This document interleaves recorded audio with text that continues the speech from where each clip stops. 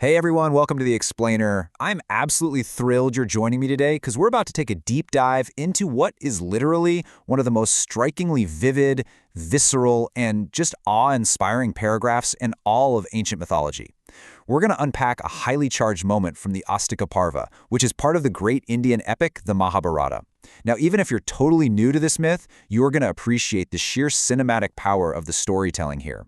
We're going to look at how this ancient text uses intense sensory details, staggering scale, and tragic destiny to paint a picture of an absolutely cataclysmic event. Okay, let's dive into this with our cold open. And causing the hearts of all the snakes to tremble with fear, right away, the text doesn't just ask us to passively watch an event, it plunges us directly into the emotional terror of the subjects. It sets this dark, ominous tone that hooks you immediately. We aren't just observing a ritual here, we are witnessing a mass execution of mythological proportions. Let's look at how the author sets the stage for this terrifying spectacle. Section 1. The blazing sacrificial fire, setting the scene of the ritual. So, the ancient writers absolutely knew that to sell an epic event, you need an unforgettable atmosphere.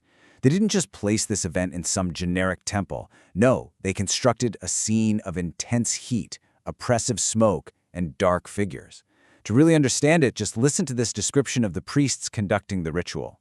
They were clad in black garments and their eyes red from contact with smoke. The visual contrast here is just masterfully done.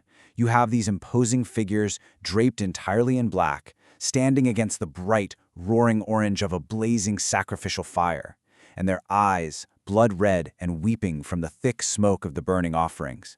It gives them an almost demonic, fearsome appearance. They look like agents of doom. But here's a totally fascinating paradox.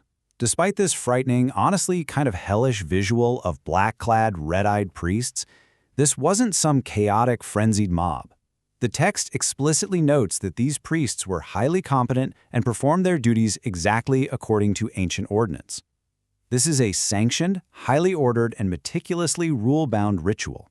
The terror comes not from chaos, but from the cold, unstoppable precision of the ceremony.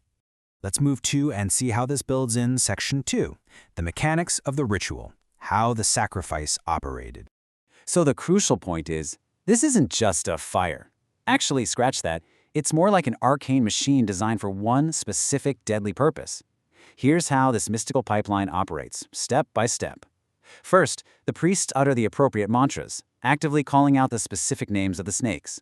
Second, they pour clarified butter into the blazing fire, acting as an offering to Agni, the fire god. And the terrifying result? Step 3. The snakes, wherever they happen to be in the world, suddenly lose all control of their limbs. They're benumbed, paralyzed by the magic, and irresistibly dragged through the air right into the flames. It's an inescapable cause and effect. The spoken word literally manifests as physical destruction.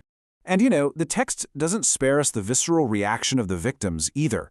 The snakes are described as piteously calling upon one another, breathing hard, twining heads and tails. They aren't just mindless beasts, they're terrified. They're breathing heavily in panic, physically tangling together in the air as they're ripped from their homes and hurled into the blaze. It's a beautifully macabre description of total panic and helplessness in the face of an unstoppable magical force. Section 3. A torrent of serpents, exploring the epic scale. As the ritual continues, the pacing of the text really hits the gas, and we shift from the intimate horror of individual snakes panicking to an unfathomable scale of destruction. The sky is literally raining monsters. To communicate this scale, the text uses specific ancient Indian measurements, kroza, yojana, and gokarna. Now, to put that into perspective, a yojana is generally considered to be roughly 8 to 9 miles long. By explicitly using these terms, the author is telling the audience that we aren't talking about little garden snakes falling into a campfire. No way! We're talking about colossal, mind-bending leviathans, creatures stretching from miles, plummeting out of the sky into a fire so massive it can actually consume them. It forces the reader to stretch their imagination to the absolute breaking point.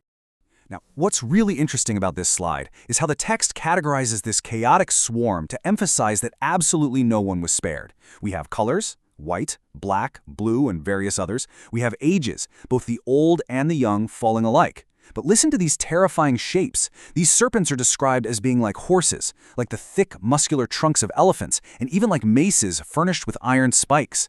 The imagery is just wild and completely bizarre. It transforms the event from a mere extermination into this surreal, nightmarish spectacle of mutant shapes crashing down from the heavens. And remember, these aren't passive creatures. The text explicitly reminds us that these snakes possess virulent poison. They have huge bodies and the raw, untamed strength of maddened elephants. They're described as being ever inclined to bite. These are apex predators. They're the ultimate mythological monsters, full of power and violence. Yet against the mechanics of this ordained ritual, they are utterly powerless. They're swatted down like flies. The sheer volume is staggering. Hundreds, thousands, and tens of thousands of these massive, terrifying beasts are perishing continuously. The text heavily emphasizes this continuous, violent barrage. It's essentially an apocalyptic conveyor belt of death. Section 4. The Mother's Curse. The Inescapable Destiny. But amidst all this fire, smoke, and epic skill, the text drops a massive narrative bombshell that gives us the underlying why behind this whole tragedy.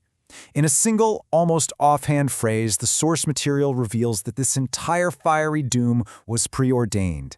The massive horde of snakes, it says, fell into the fire, afflicted with their mother's curse. Boom! Suddenly, the context shifts entirely. This isn't just a magical battle between priests and serpents anymore. This is a deeply intimate, tragic family drama writ large on a mythological canvas. Their inescapable destiny was sealed not by an enemy, but by the very woman who gave them life.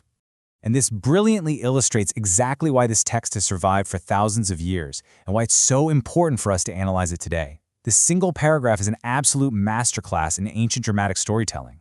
It doesn't just give you facts, it assaults your senses with extreme imagery, the red eyes, the smoke, the spiked maces. It uses hyperbole and massive mythological scaling to induce a profound sense of awe.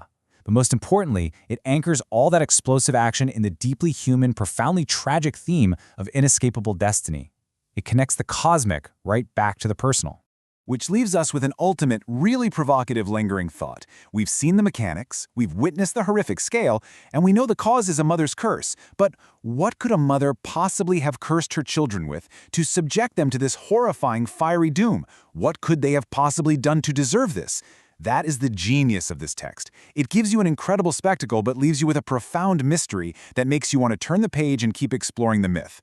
Thank you so much for joining me on this explainer, and I'll catch you next time as we continue to decode the fascinating structures of the world around us.